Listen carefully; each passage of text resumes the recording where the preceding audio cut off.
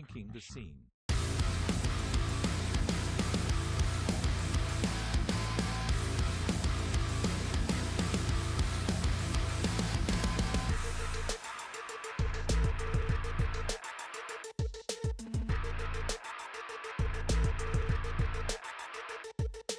Yo, what the fuck is up, Warped Tour? The state of the scene at SOTS Podcast on all social media. Sam here with Marcos. Ranking the fucking scene, baby, every Wednesday. Ranking the fucking scene. We're fucking ranking them. Yeah. With cursing now. With more cursing than ever before. Oh, damn. That's right. We're not supposed to do it within like the first 15 or 20 seconds. No, because I play an intro, so you can say fuck as much as you want right now. Damn. All right. Fuck. Anyways, as we do every week, 3 brand new albums are brought to the ever-growing tier list to be ranked against every album that's come before and every album that'll come after to find the best album in the scene and, coincidentally, the worst. These albums were all recommended by our lovely patrons. You can recommend an album at patreon.com/SOTS podcast. Now, the theme that I presented our patrons with this week, Marcos, were albums that reminded you of Warped Tour. Oh, fun. And we provided Let It Enfold You by Senses Fail, Decemberunderground by AFI, and The Peace and the Panic by Neck Deep. All not albums that remind me personally of Warped Tour in the slightest. It's definitely like Warped Tour is it's a generational thing. It's like, What was your generation of Warped Tour, right? But it's also whether they were albums that were like in play when you attended, or like alternatively albums that like when you see them you think of Warped Tour. You know what I mean? Fair. Like these are Warped Tour. Like they defined Warped Tour in some capacity. Now, they're going up against, of course. Before we scroll up, as always, you will be spoiled to previous episodes, but if you want to, and it doesn't matter, like you don't have to know how we got here, but if you'd like to understand better how we arrived at our conclusion for our rankings for every album that I'm about to show you, you can go back and watch every episode of Ranking the Scene on a lovely playlist over on our YouTube. 11 of them. That's correct. There is 11 of them. This is number 12, actually. Fun fact. The big one, too, baby. And one last time, if you want to suggest an album, patreon.com/SOTS podcast. Every other link you need is in the description of our episode as well. Socials, at SOTS podcast, all that good stuff. Discord, you know. Here's where we stand. For starters, these are the tiers. This list's getting crazy. It's becoming unwieldy. GOAT, Masterpiece, Certified Hood Classic, That Bitch, Just Okay, Pretty Mid, Fucking Awful, and finally, Crime to Humanity. Marcus, as everyone can see, They're best all album. pretty self-explanatory at this point. The best album we've listened to thus far is Sempiternal by Bring Me the Horizon, and the worst is Father of All by Green Day. And it's sitting there now, probably as long as Aggressive did, as the initial worst one. You're saying it's becoming like lore, like it's certified. It'll Crime to Humanity. It'll be there a long time, and I know that because nothing is going to dethrone it today on this episode of Ranking the Scene. We'll see. Let's start with Let It Enfold You by Senses Fail. Per Genius. This album bio is unreviewed. We gotta stop doing this. Let It Enfold You is the debut album of the American punk rock. I wanted to say post, and it really fucked me up. This is why this needs to be reviewed. Somebody get the word punk rock the fuck out of here. That's not how we describe Senses Fail. Let It Enfold You is the debut album of the American punk rock band Senses Fail, released in 2004, Sam, in September. I'm gonna call him Screamo. It will mark 2 decades, not 1, but 2. That's a lot of time. A lot of time has passed. The album title, Let It Enfold You, comes from Charles Bukowski, an American-German poet. What's fun is that it makes sense. But what's fun is that, given that an album bio was unreviewed, I just almost in the back of my mind think all of this could be false, which I think is also very fun. Seeing the date on this puts a dagger through my heart. Yeah. We're talking 2 decades in September is insane. What's funny, and we'll get to it, of course, but in my mind, Decemberunderground is older than Let It Enfold You. Oh, but it isn't? That's crazy, actually. You're right. I do agree with that statement. Because Decemberunderground, I'll be corrected if I'm wrong, is a 2006er. And that doesn't sound right to me. It doesn't sound right. It sounds wrong. Well, that's quite right. Coincidentally. All right. Let's talk about it up top here. I miss when bands could both be some level of popular and also this level of fuck around that Census Fail is. Bro, you forget how fucking weird Census Fail were. It's just like, it's not even that they're weird, but it's like they did them. You know what I mean? It's like they were doing themselves. They like did not give a fuck. Like maybe they would bend a little. Maybe they would try to give the label something that they could package up and sell. But the rest of that album was just going to be Census Fail doing Census Fail. Yeah. And like you open this with like Tie Her Down and it's like immediately it's like I forgot Census Fail had like some fucking like they were a little spicy. Most important thing to emphasize here is that this was their debut album. I know they had like an EP before this that actually like had a fair amount of traction. I think they ended up like re-releasing and like reimagining it or whatever. But yeah, this being like their debut album is like impressive actually for truly what it's is. Worth. I think what's crazy about this is how raw it feels. Like Buddy went in and recorded those vocals and said, yeah, they came out perfect. Nobody fucking touched them. And in some way, he's right and wrong at the same time in a way that's really incredible. I mean, on Re-Listen here, the most impressive thing is that in regards to Buddy, 9, 10, however many different people approved the final vocals provided for Irony of Dying on Your Birthday it's my favorite lore to this band here because like how it's just like but all like, these years later I cannot believe that song. Don't you appreciate it? Like this would never like we would never get this. That's nowadays. What I mean. Like never. Like not from like a label, right? Like we might get it in a fucking SoundCloud link, but we're never gonna get this throughput from a label. Like nobody, like the production, like the amount of money and time and like make sure that we tweak it so it sounds just right. Like you're not allowed to have this level of personality in a song anymore unless it's incredibly intentional. They went full Roar XD. Yeah, but this is what's so fascinating about this is just what Buddy sounded like. And that's what made it interesting. It's glorious. Like nobody came through and like washed over it with like whatever amount of filters gets it to sound just clean enough that it's passable in like comparison to everybody else. They went, no, this is what Buddy sounds like. This is Census Fail. And there's a beauty in that. I look at this album and granted they came out around a very similar or fairly like around the same time. At least as far as like what's currently on the ranking list. It's very similar to Dying Is Your Latest Fashion. 100%. In that vocal approach, similar. Ultimately someone's signing off on like all of those voice breaks from Radke staying on that record.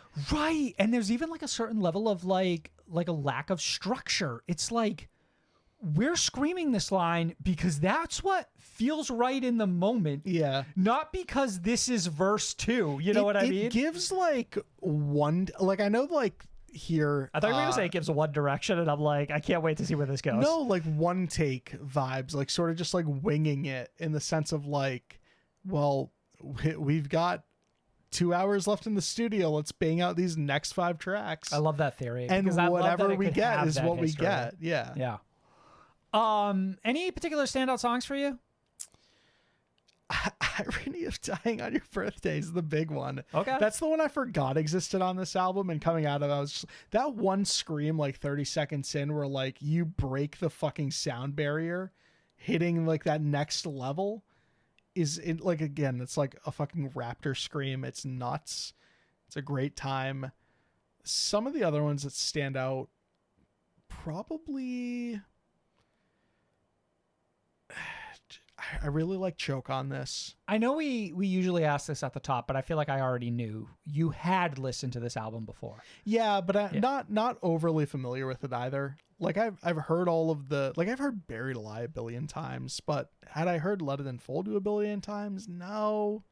Twice maybe over the years. I've always really liked Census Fail, but I've always been more of like a Life is a Waiting Room. Sure, Census absolutely. Fail guy. Yeah.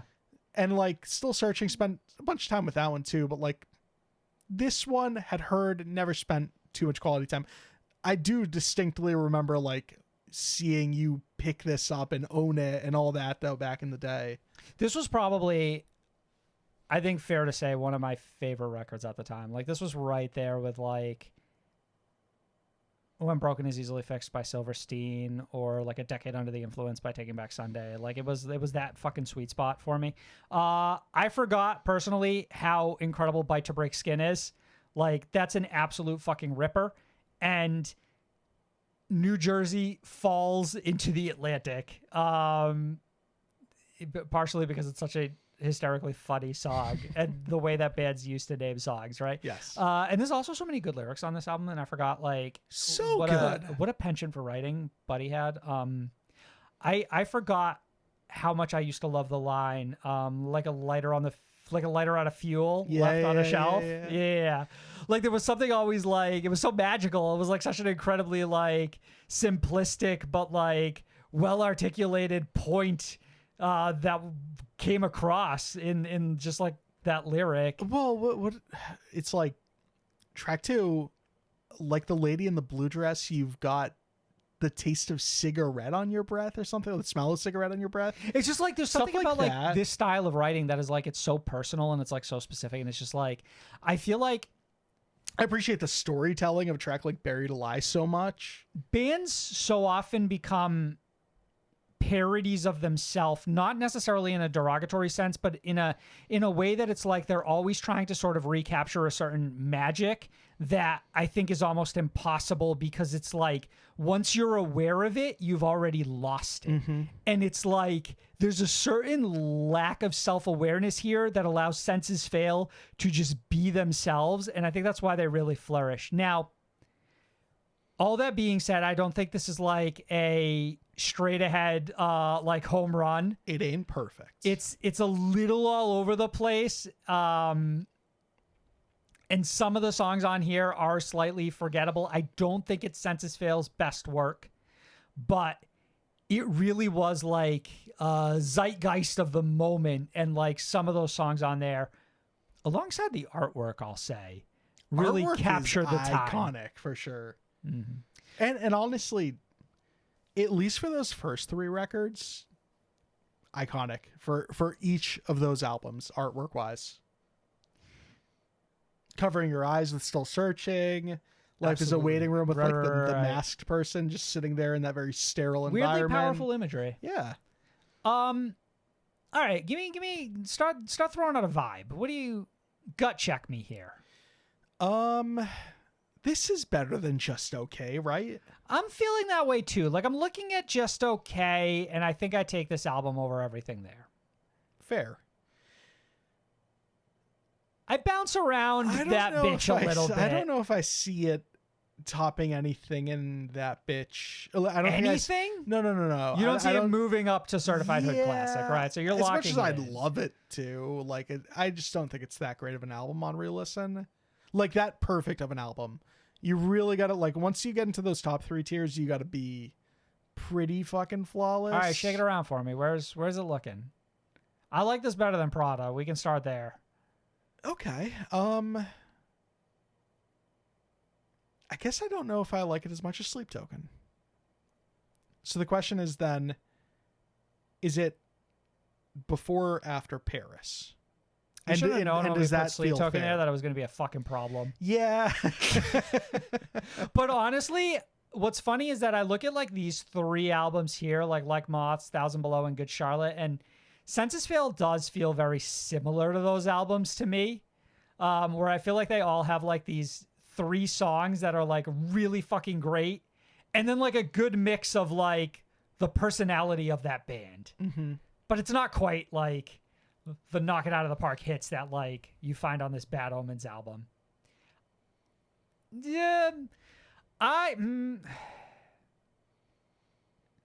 willing to say I like it better than Paris, but not as much as Stand Atlantic. I'm willing to give you, or not Stand Atlantic, I'm sorry. Sleep Token.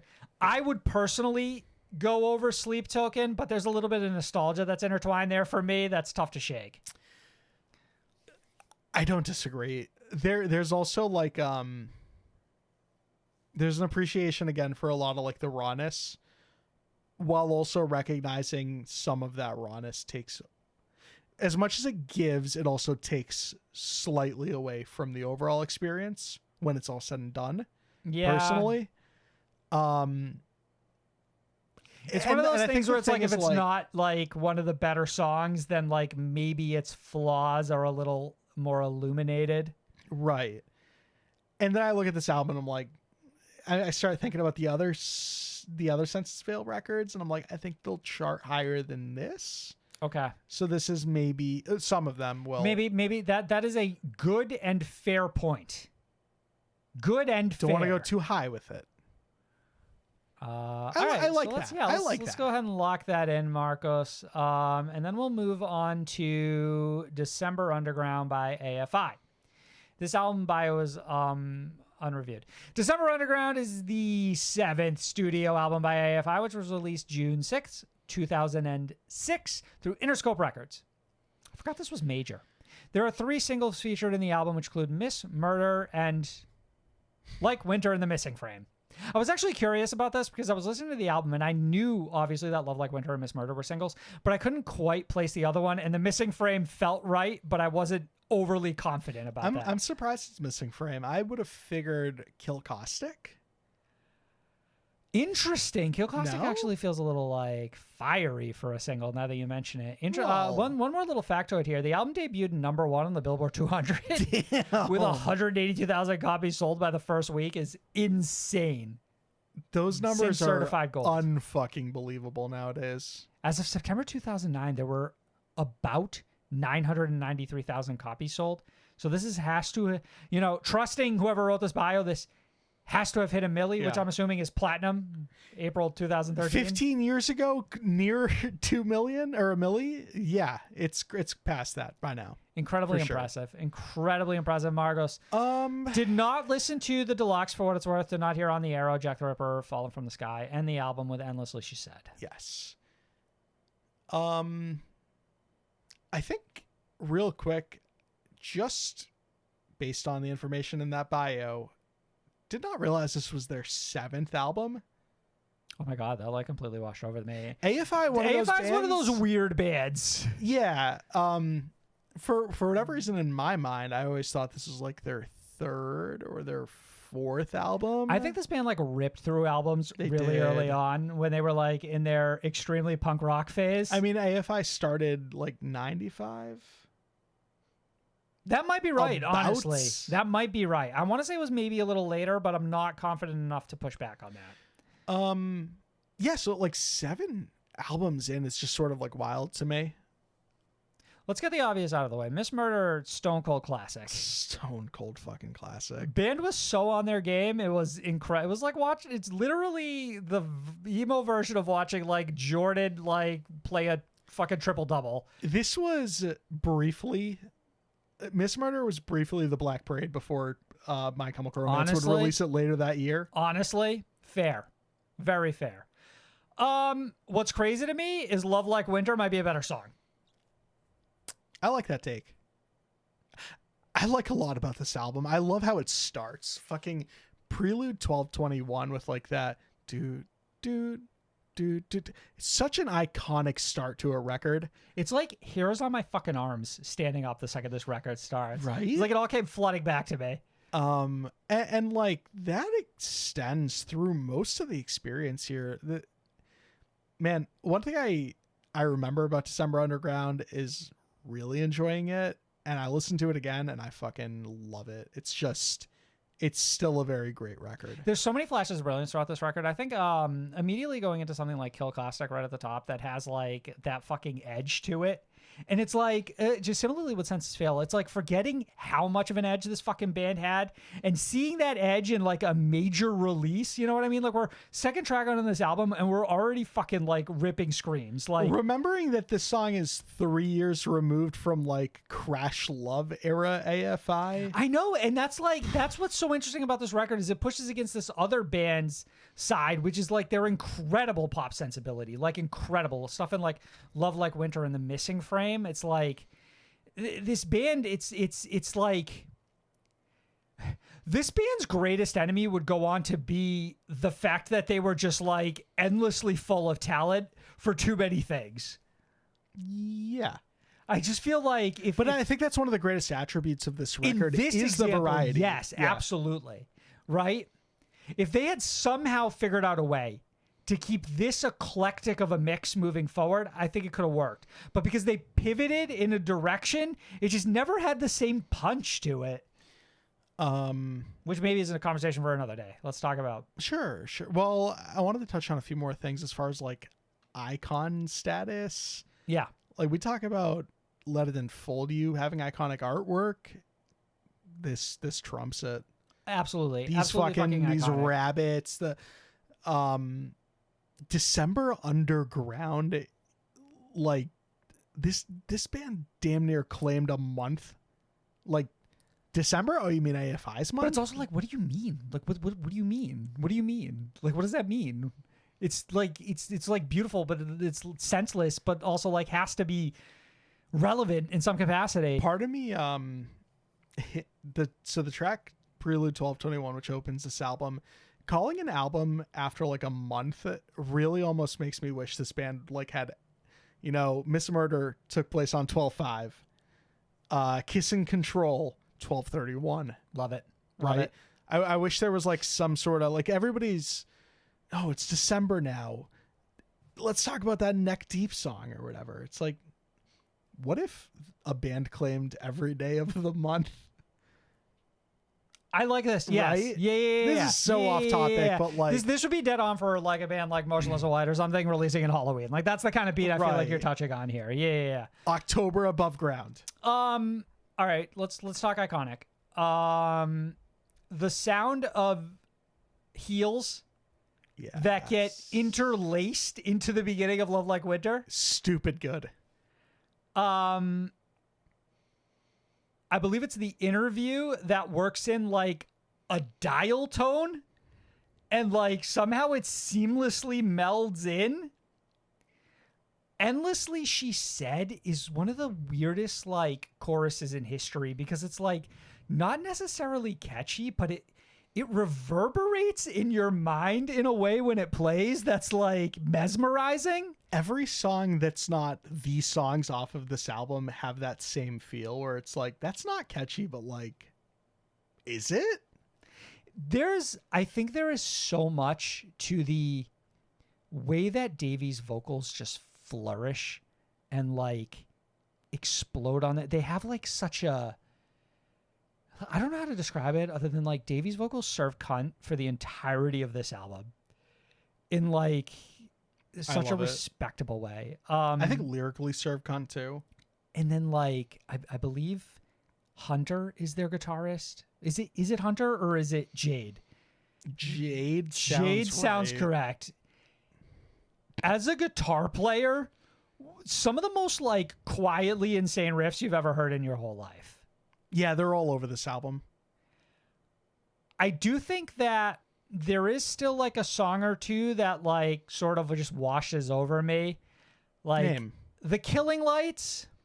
I always thought had like one of the weakest choruses personally. For me, that was one of the standouts on Re-Listen. Killing lights will kill us all again. I'm like, all right, it's all right. It's not fine. It's fine. It's not great. I always remember being slightly disappointed. That shit's fire. I'm sorry. It's got like it's like hard in a sense, but I just don't think the hook is strong enough.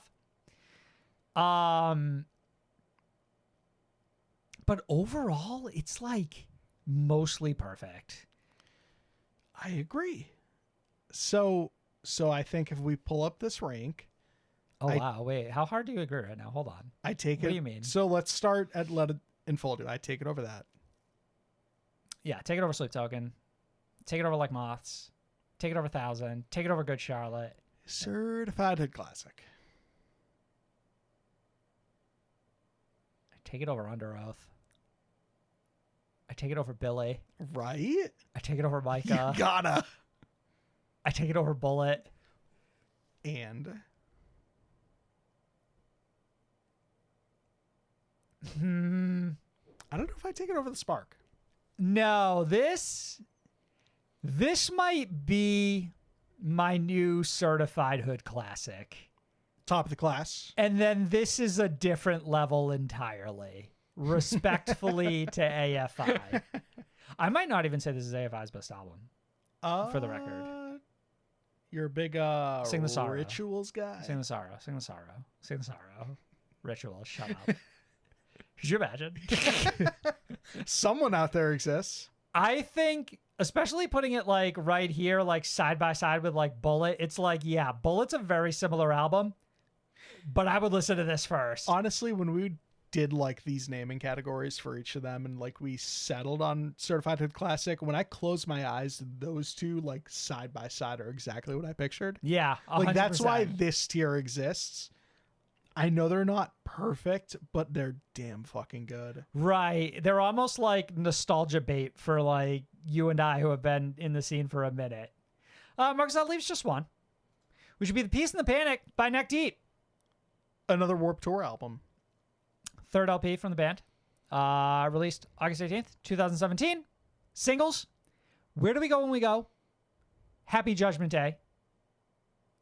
Did they go In back to Bloom back? was- Did they go back to back?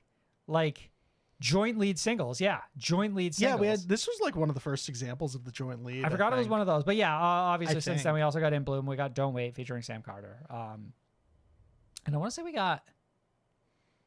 Did we get? I'm not sure. When Wish no. Yeah, Wish You Were Here might have. I think was a single. That yeah. feels correct. You know what's hysterical is that I could literally just like, oh no, It's not there. this tells me nothing. Gross. Okay. As far as I'm concerned, this album invented pop punk. That's where I stand. Interesting little note here that I never understood this to be the fact. The first release from the band since the departure of their lead songwriter, Lloyd Interesting. Roberts, causing the band to write the LP more at a sorry, the lights in my eye here, more as a group than previous records. Interesting. I never knew that. And Sam, you took the words right out of my mouth. This is like where pop punk starts for me. Neck Deep somewhere in the UK were seated writing and recording this record, and in the process, they invented the genre of pop punk. As far as I'm concerned, Or they reinvented it, whatever. Reinvented. As far as I'm concerned, pop punk like died Yeah, after like that Good Charlotte album. a tragic death. That's on the Raking the Scene already. Yeah. In the tier But not because list. that album was bad. I'm just saying like that was the albums last that came good one. after. Yeah. There's like a good Sum 41 one in there, Right, maybe right. a Blink. There's But like just Taking Back Sunday like semi count in some capacity. right. Sure. And then like it took all the way until then for it to regain my respect with this record. Agree 100%. We are 100% in agreement. And it's like, I'm reminded of that so quickly with the opening track Motion Sickness. Like, Oh, yeah. Ben Barlow comes in with the voice chiseled by the Angels for the sole intention of singing pop punk and like pulls me in right away. Like, I'm like, it's like pop punk mode. You know what I mean? Mm-hmm.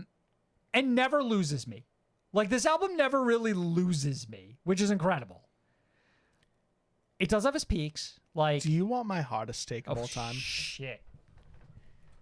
Yes. Marcus's hottest take of all time. In Bloom is the greatest pop punk song ever written. Sound off in the comments. I don't care. For me, best pop punk song ever written. It's got it all. It's just like, I don't know if you can give that to a ballad. Is that fair? That's how good the ballad is. Like, greatest pop punk ballad of all time? I'll give you that. But it lessens how hot the take is the problem. Fair. So That's a find fair a way to point. keep You're it right. In order for the steak to remain right. sizzling, in order for it to sound like the Chili's fajita tray as you Right. bring it out and give it away, it needs to come It's got to be that. It's got to be dressed in that fashion. Yeah. And then for them to follow up that within a song that's like just unfathomably good as well, and Don't Wait featuring Sam Carter of Architects. I think that's what initially pulled us in. Like, it has to be, right? It has to be. It's we not. saw Sam. No, It's not.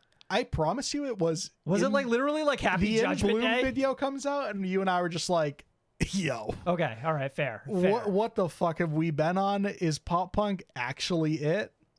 I love that I literally read Where Do We Go When We Go and Happy Judgment Day were dual singles. And then I stood here for 3 minutes like, was Where Do We Go When We Go a single? Did I do that? No, you said that about Wish You Were Here. Okay, all right, thank God. Yeah, All right, yeah. I'm not as big an idiot as I thought I was. This song's fucking packed full of great songs. Parachute This album is packed. comes full of right great before songs. In Bloom, and you're like, damn, that's peak catchy. In Bloom Like, I comes forgot right how after. fucking good Parachute was.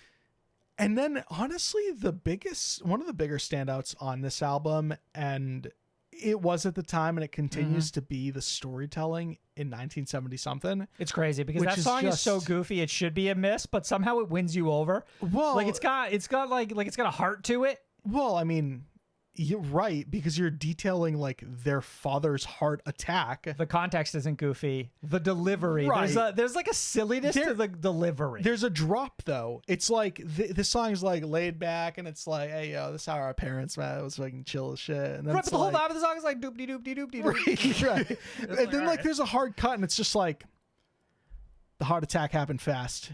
It didn't hurt. He died. Like it's just like shit like that. It's just like, whoa, what? I know, but they sing it like a fucking children's song or something. Like it's No, there's like a tonal shift that happens right in that moment, and it changes the rest of the song. they package it in a way that's deceptive though.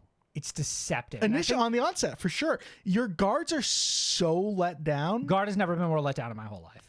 that like My eyes might as well be closed. they hit you with that, and it's just standing like, naked in a field. pull up the lyric. What is it? I want to know it exactly. It's like, the heart attack fucking was sharp, and there wasn't like any pain or some shit. It's real. It's got to be that third verse. I wish. Yeah. The heart attack was sharp. He didn't feel no pain.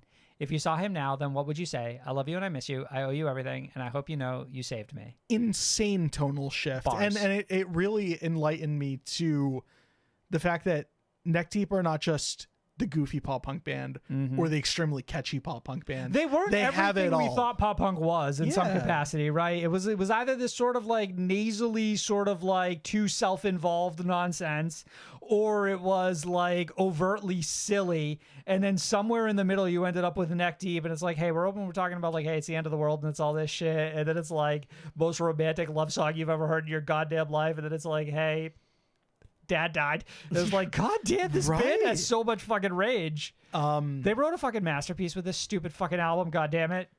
It is still surprising to this day how great this album is. Where Do We Go When We Go is incredible. Incredible. I love like the slight, I mean, it's not very slight, it's not subtle or anything, but like the political angle on this record really adds like an extra bit of texture, and it keeps the album fresh in some capacity nowadays too, because like a lot of this stuff is like relevant. Believe it or not, things still aren't normal yet. It may remain relevant for the entirety of our existence. Marcus, where do you think Neck Deep's The Peace and the Panic belongs on this list? Where would you put the greatest pop punk album of all time? The problem is like we just put AFI really high and talked some fucking good lip service. It's on not that easy. one. It's not easy. And When you I start think pitting albums against each other, it gets hard. I think this record's better than that. Yeah, I like it more than Micah. Micah's really good. Micah's like one of my favorite things in the world. And I think that's where you start. Like, do you like it more or less than that? Do you Micah, agree? I think for me is like one of the most insane guilty pleasures in history, because like on paper, I can understand anybody coming to me and being like, "This is like fucking the most overproduced like risecore I've ever heard in my whole life," and I'm like, "Yeah, but." In that sense, it's literally perfect. Yeah, but All right. So then here's I'm with you so far. here's our brick wall. Bullet and AFI.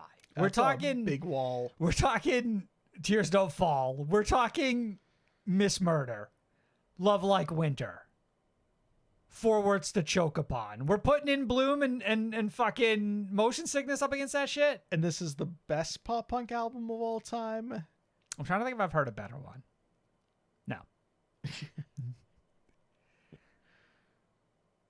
The question is, though, is the greatest pop punk album of all time as good as some of the best like emo metalcore albums of all time? Let's do it this way. Do it. Better than Sempiternal? No. Dispose? Nope. Dying? Nope. Creatures? Nope. Issues? Nope. Fucking The Spark?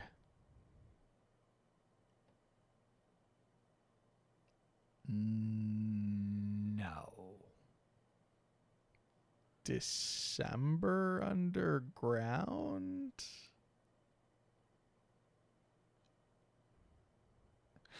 The problem with albums like The Poison and Decemberunderground is that they have such a like status based on like their like the tenure they've had in the scene that it's like to come in here and be like I feel like I gotta be real confident if I'm gonna drop an album above those two now. I mean, this record is like 7 years old. Sure, but like those two are like 20 apiece. Like, is Neck Deep's The Peace and the Panic as all-time classic as these two records? Is it right below it? Is it better than I guess one? it isn't. I would probably take it right after Bullet. I think maybe that makes the most amount of sense for this. I think it does-ish. Fuck, hold on. Why doesn't it look right? It doesn't look right.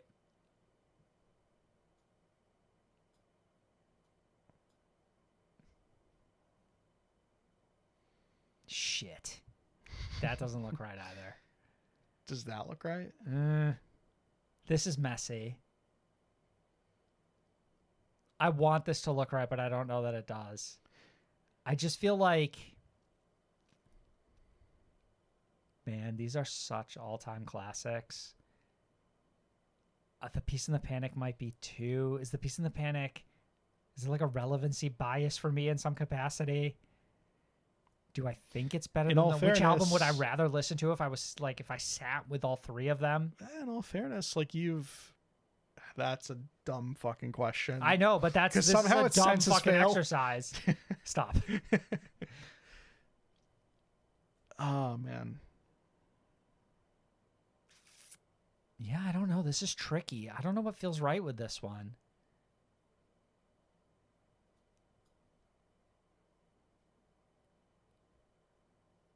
No, that doesn't look right either. No. So it's not in a different league. It is in the right space. Is it better than all of these albums?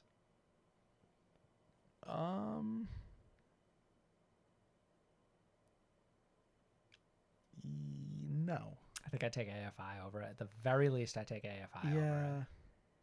Do you if only because it's got 13 more years of tried and true, just proof right there. I also think that man,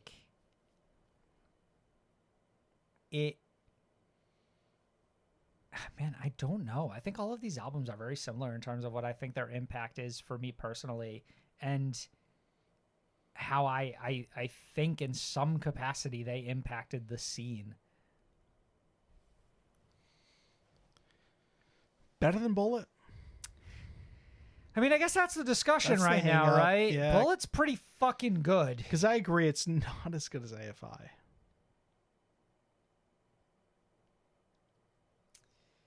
Is this as good as Bullet? This should not be as hard as it is Bullet's right now. got some deep cuts. So does this. I think Bullet's better than this, honestly. I think Bullet ultimately is a more iconic record than that. Suddenly, this looks right. Okay. Hey, that's it, everybody. Once again, follow us at SOTS Podcast. Every other link you need in the description of this episode. Support patreon.com/SOTS Podcast. Love you. Bye. Good. Blah.